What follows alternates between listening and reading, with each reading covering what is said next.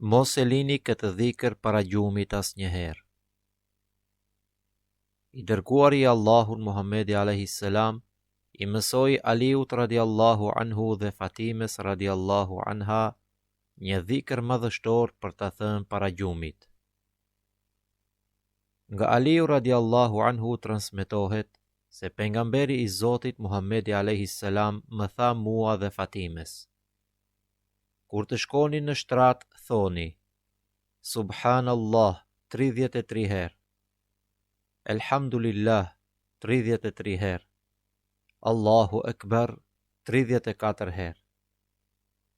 Kjo është më e mirë për ju se sa të keni një shërbëtor për t'ju ndihmuar. Hadithin e transmeton Buhariu dhe Muslimi. Ky dhikër është madhërim për Allahun e lartësuar, lavdërim dhe falënderim ndaj tij. Ai e qetëson shpirtin, e forcon zemrën dhe trupin, dhe është mburoj nga lodhja dhe mërzia.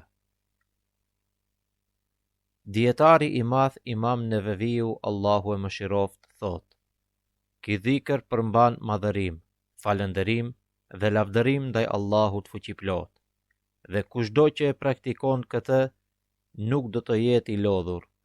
Ky dhikër forcon trupin dhe zemrën. Mos e lini pas dore këtë dhikër sonte dhe asnjë natë tjetër. Qëndro i palëkundur në përmendjen e Allahut fuqiplot dhe bëhu i fortë në rrugën e tij.